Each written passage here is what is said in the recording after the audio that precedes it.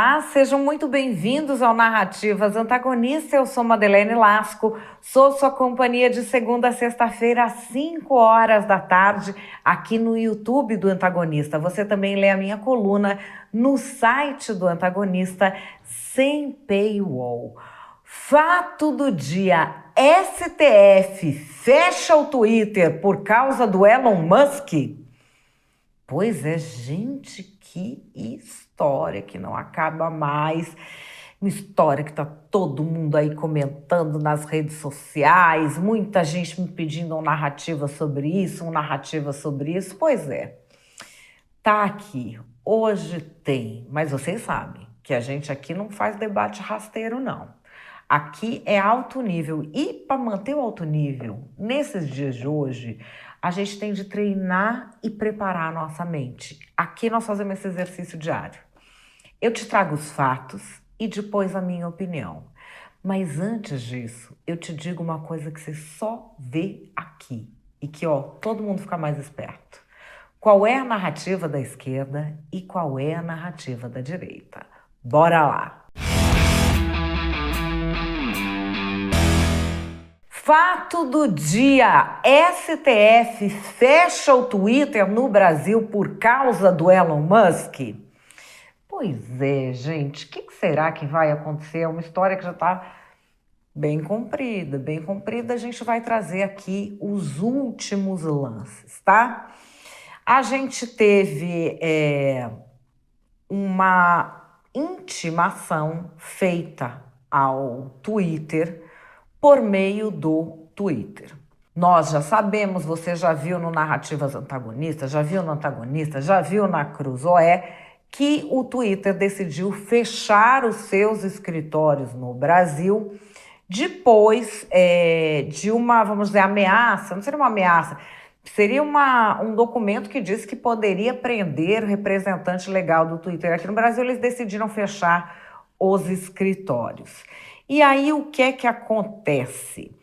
Eles colocaram isso no Twitter. Lembra, na época? Na noite passada, Alexandre de Moraes ameaçou o nosso representante legal no Brasil com prisão se não cumpríssemos suas ordens de censura. Fez isso em uma ordem secreta que compartilhamos aqui para expor suas ações.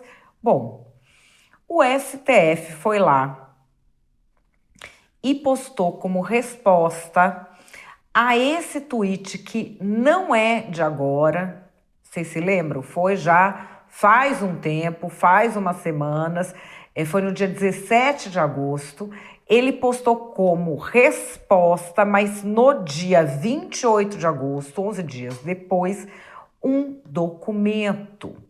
Esse documento, relator ministro Alexandre de Moraes, requerido advogado sob sigilo, e diz que o ministro Alexandre de Moraes manda a Secretaria Judiciária do STF proceder à intimação por meios eletrônicos de Elon Musk da decisão proferida que determinou a indicação em 24 horas do nome e qualificação do novo representante legal da X Brasil em território nacional, devidamente comprovados junto à JuSesp, que é a Junta Comercial do Estado de São Paulo, sob pena de imediata suspensão das atividades sociais, das atividades da rede social X, antigo Twitter, até que as ordens judiciais sejam efetivamente cumpridas e as multas diárias quitadas. Essa foi a intimação, essa foi colocada ali. Será que teve uma outra intimação? Vamos adiante. Primeiro eu vou falar a resposta do Elon Musk. Elon Musk, você já conhece. Ele primeiro postou como resposta uma foto de um papel higiênico escrito Alexandre. Depois ele posta essa foto e diz: um dia, Alexandre, essa foto de você na cadeia vai ser real. Guarde minhas palavras. Bom, o STF, aí não mais o ministro Alexandre sozinho, o STF, todos eles dizem que o ministro Alexandre de Moraes intimou na noite desta quarta o empresário Elon Musk, dono da rede social X, antigo Twitter, a indicar em 24 horas o novo representante legal da empresa no Brasil. A intimação foi feita por uma postagem no perfil oficial do tribunal na própria rede social. Isso valeu, aquele post valeu. Aí tem mais coisa. Aqui, ó, matéria do antagonista. Para garantir o pagamento de multas aplicadas à rede social X, o ministro Alexandre de Moraes, do STF, mandou bloquear recursos de outra empresa de Elon Musk, a Starlink, que opera no Brasil fornecendo serviços de internet via satélite. É uma informação que primeiro foi publicada pelo blog do jornalista da TV Globo, Valdo Cruz. E a Starlink fez um comunicado. Queríamos compartilhar uma atualização sobre o Starlink no Brasil. No início desta semana, recebemos uma ordem do ministro do Supremo Tribunal Federal, Alexandre de Moraes, que congela as finanças da Starlink e impede a Starlink de realizar transações financeiras no Brasil. Esta ordem é baseada em uma determinação infundada de que a Starlink deve ser responsável pelas multas cobradas inconstitucionalmente contra a X, uma empresa que não é afiliada à Starlink. Foi emitido em segredo e sem conceder à Starlink nenhum dos devidos processos legais garantidos pela Constituição do Brasil. Embora este pedido ilegal possa afetar a nossa capacidade de receber o seu pagamento mensal, você não precisa tomar nenhuma medida neste momento. A Starlink está comprometida em defender seus direitos protegidos por sua Constituição e continuará prestando serviços a você gratuitamente, se necessário, enquanto abordamos esse assunto por meios legais. Agradecemos por escolher a Starlink. Uma postagem aqui, olha, do Roberto Freire. Espero que o plenário do STF chame o feito à ordem e reforme tal decisão de congelamento das finanças da Starlink, por não ser empresa afiliada a X e, portanto, infundado o bloqueio. E a Starlink, ela faz o que no Brasil? A Starlink, por exemplo, tem um programa do Ministério da Educação que se chama Estratégia Nacional de Escolas Conectadas, que busca conectar 138 mil escolas públicas na internet. A Starlink é a única empresa que opera no Brasil que consegue fornecer a conexão via satélite para os 40 mil colégios situados em localidades mais distantes. 40 mil escolas brasileiras só têm internet por causa da Starlink. Aqui estou trazendo a vocês um ofício do Exército, do gabinete do comandante do Exército. Houve um requerimento de informação do deputado Coronel Meira, do PL de Pernambuco, querendo saber do ministro da Defesa a respeito do uso da tecnologia Starlink pelas Forças Armadas do Brasil. Aí ele informa o seguinte: o sistema é empregado em operações, em ações cívico-sociais, em adestramentos, dentre outras atividades. O contrato se justifica pela facilidade, flexibilidade e rapidez que o equipamento da Starlink confere ao estabelecimento dos enlaces de comando e controle. Aí vamos adiante. Entende-se que no caso de um eventual cancelamento com a referida empresa, poderá haver prejuízo para o emprego estratégico de tropas especializadas, pois as capacidades entregues pela empresa proporcionam, entre outros fatores, redundância operacional, confiabilidade, enfim. E ele diz que, nesse contexto, vislumbra-se que a tecnologia oferecida pela empresa poderia, em uma eventual nova contratação, ser empregada para atender os pelotões especiais de fronteira localizados em locais de difícil acesso que não possuem disponibilidade dos serviços das operadoras convencionais da internet. Enfim, o Elon Musk, na época, postou o seguinte: a Starlink vai continuar a apoiar o Exército Brasileiro, mesmo que as nossas contas bancárias tenham sido ilegalmente congeladas pelo juiz de Voldemort. É aquele tom do Elon Musk, né? Aí ele coloca também: muitas escolas e hospitais remotos dependem do Starlink. A SpaceX vai providenciar serviços de internet para os usuários no Brasil de graça até que este problema seja resolvido. Como nós não podemos receber os pagamentos, mas nós não queremos cortar a internet de ninguém. O Starlink chamou a medida de determinação infundada e o jornalista do Metrópolis, Sam Puncher, resolveu fazer uma pergunta à Embaixada dos Estados Unidos, já que nós estamos falando aqui de duas empresas norte-americanas, o Twitter e também a SpaceX, que é a dona do Starlink, e recebeu a seguinte resposta. A Embaixada dos Estados Unidos está monitorando a situação entre o STF e a plataforma X. Ressaltamos que a liberdade de expressão é um pilar fundamental em uma democracia saudável. Bom, o Elon Musk continua provocando o ministro Alexandre de Moraes no Twitter. O tweet fixado da conta dele passou a ser esse aqui. Alexandre de Moraes é um ditador maligno fazendo cosplay de juiz. Aí, mais um, olha, ditador Voldemort está tentando destruir absolutamente a democracia no Brasil. Ele continua em suas contas fazendo várias postagens. Olha lá. De Moraes é um criminoso utilizando roupa de juiz como se fosse uma fantasia de Halloween. Aí o pessoal reclama dos jornalistas. Ele diz: a mídia no Brasil é controlada pelo falso juiz ditador Alexandre. Eles sabem que serão colocados na prisão por ele se não obedecerem. Enfim, o Milton Neves resolveu opinar. Milton Neves. Senhor e doutor Alexandre de Moraes, sou Milton Neves, jornalista profissional diplomado, cronista esportivo dos BAM, brasileiro nato desde 6 de agosto de 51 e ignorante político. Mas perdoe-me por achar que esse seu mau humor contra tudo e todos pode piorar mais o nosso Brasil. Pois é.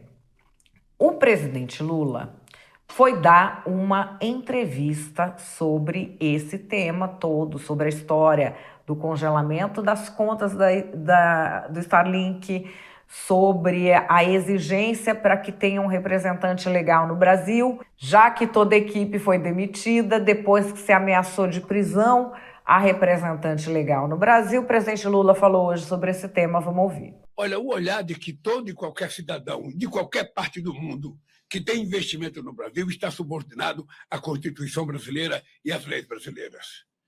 Portanto, se a Suprema Corte tomou uma decisão para o cidadão cumprir determinadas coisas, ou ele não cumpre, ou vai ter que tomar outra atitude.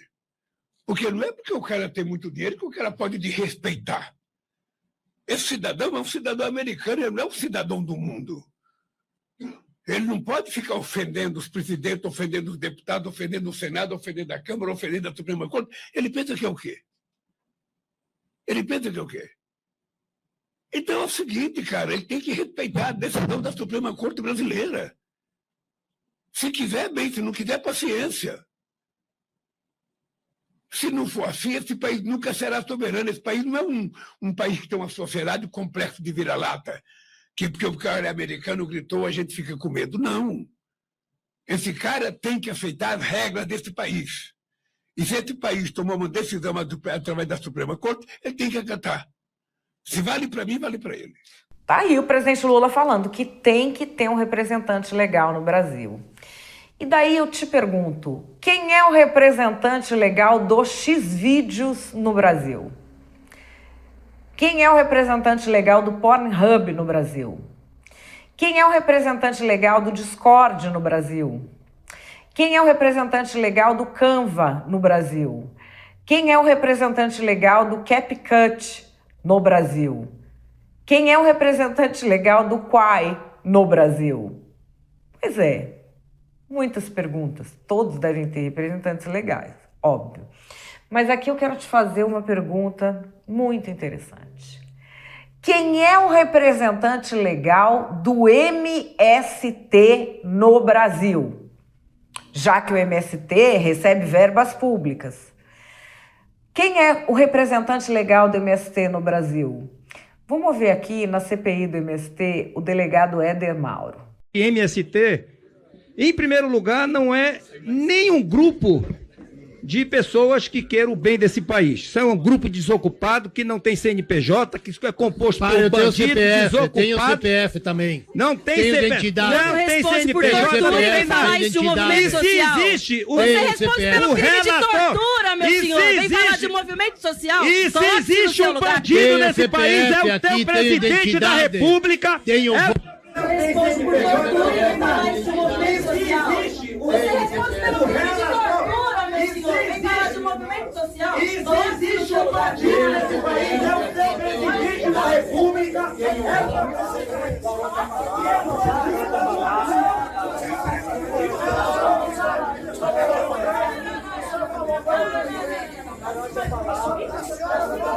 O relator Salles concluir, deputado, pra trabalhou concluir. com o ministro. Como assim não tem CNPJ? Não tem CNPJ, não tem representante legal no Brasil, o MST, recebe dinheiro público. A CPI do MST, em um determinado momento, afirmou que descobriu quem era o CNPJ do MST.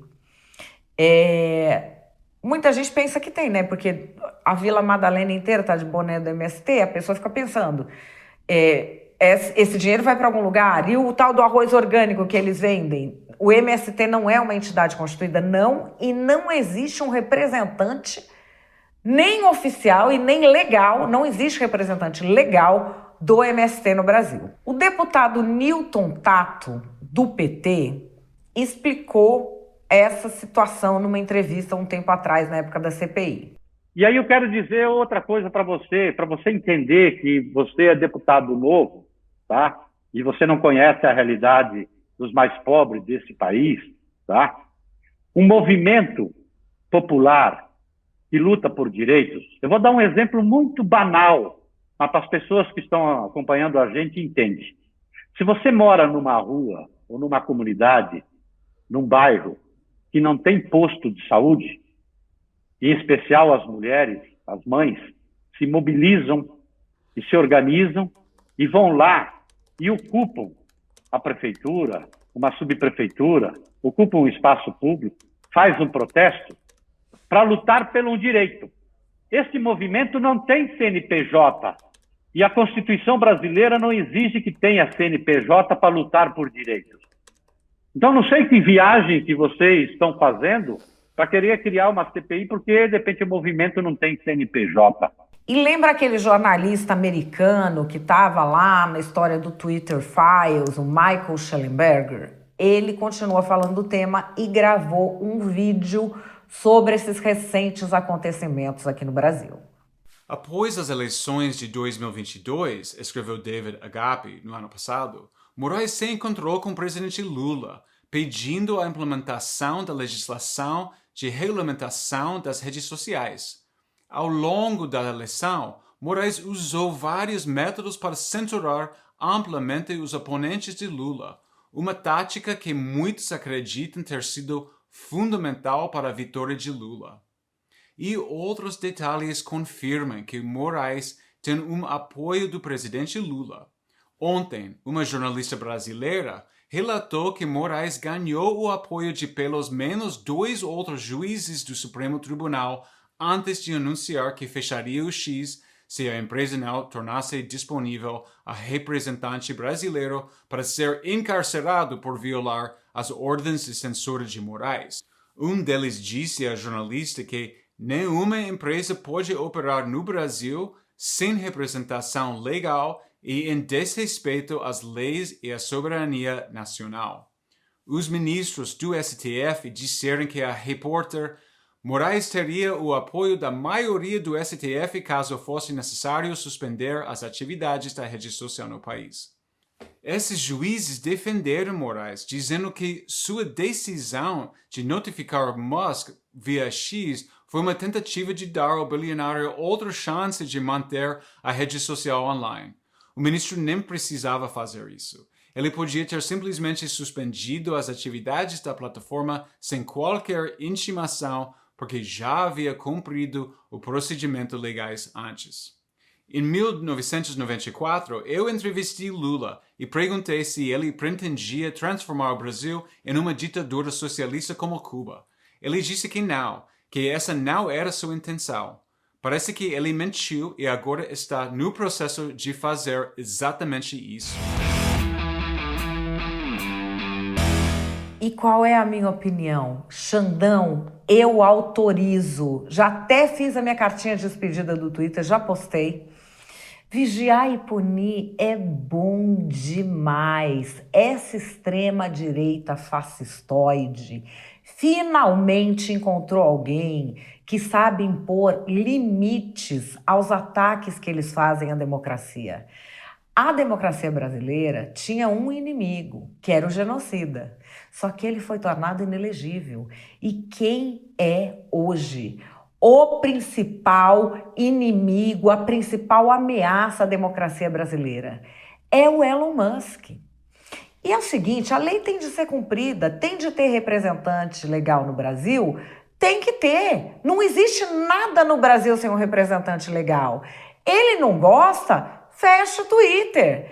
Tem multa para pagar? Ele não tem outra empresa? Está sendo tudo feito dentro da lei. Xandão, eu autorizo. Nós avisamos, os patriotas avisaram que a dupla Xandão e Lula, que já fez coisas na eleição que ninguém pode falar porque senão vai preso, está mancomunada para transformar o Brasil numa ditadura. É a ditadura da toga que está aí. E muita gente assinou a cartinha pela democracia.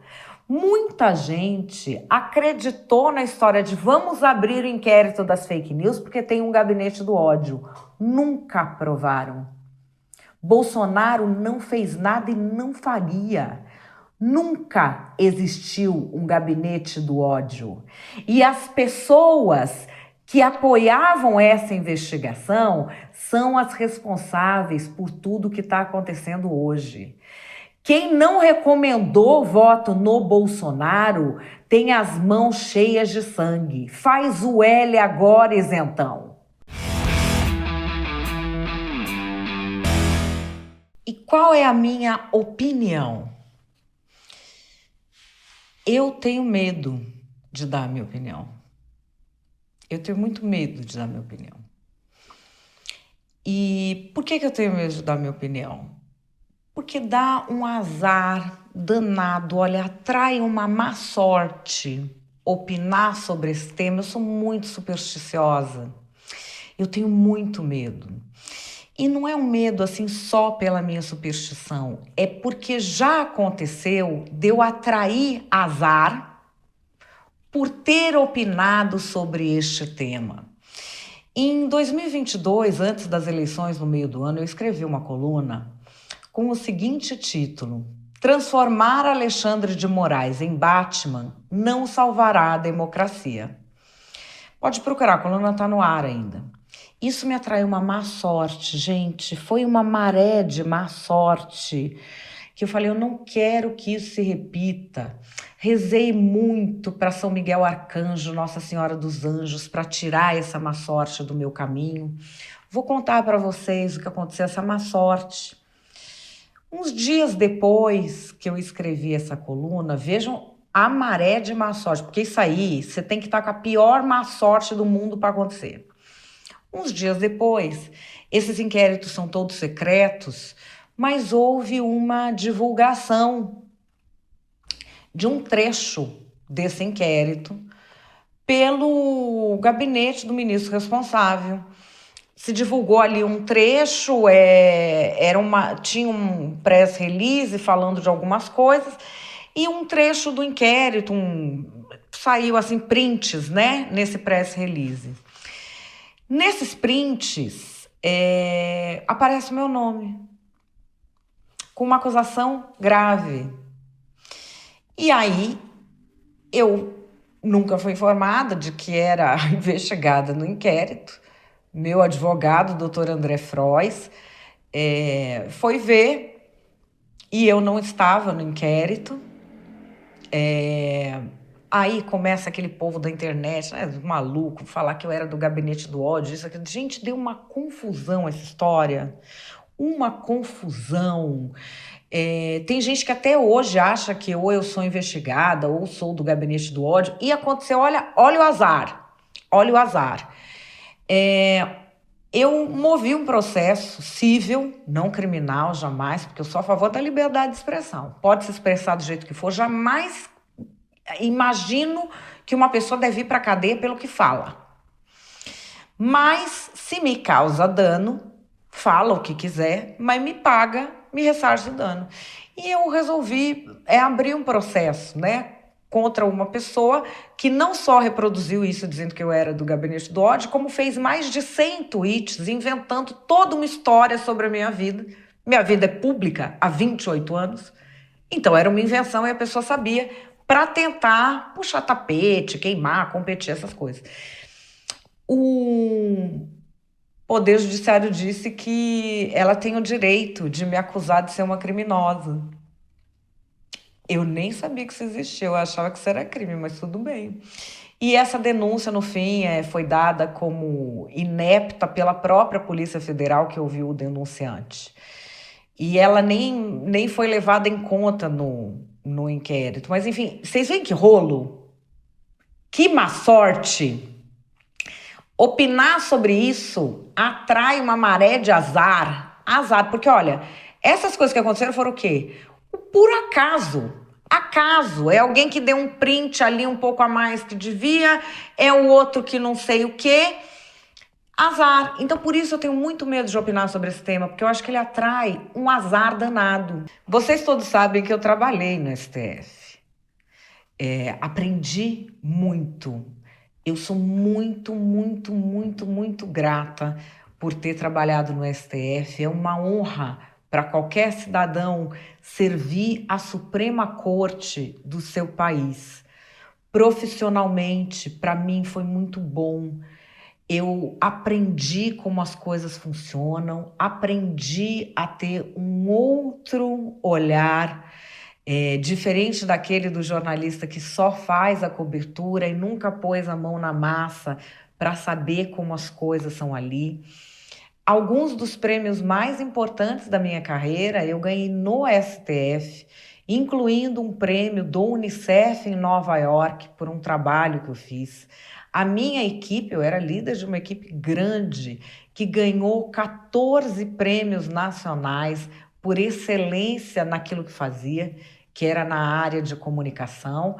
Eu vou ser eternamente grata e gosto muito dos amigos que eu fiz trabalhando no STF, e eu confio no STF. E, dito isso, eu digo a vocês, quem é o representante legal do Xvideos? Quem é o representante legal do Pornhub no Brasil? Eu acho que tinha que tirar os Xvideos do ar, porque só aí a gente ia saber do que o brasileiro é capaz. Tirar o Twitter, gente. Vai ficar essa gritaria, um fala, outro fala. Mas se tirar os Xvideos, quem é o representante do OnlyFans no Brasil? Se tirar o OnlyFans do Brasil, nós vamos ter uma revolução nesse país. Essa é a minha opinião, gente.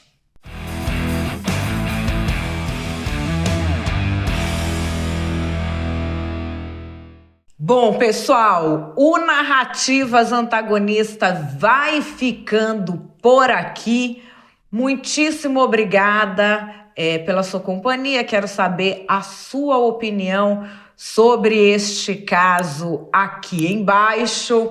Enfim, nós que não somos filhos de gente rica, nós que não somos filhos de gente importante, nós que não temos vocação para patriota EAD, a gente pensa muito antes de opinar sobre um tema que atrai marés de azar, é conhecido por atrair marés de azar. Que São Miguel Arcanjo nos proteja a todos. Grande beijo a vocês, um ótimo fim de semana e até segunda.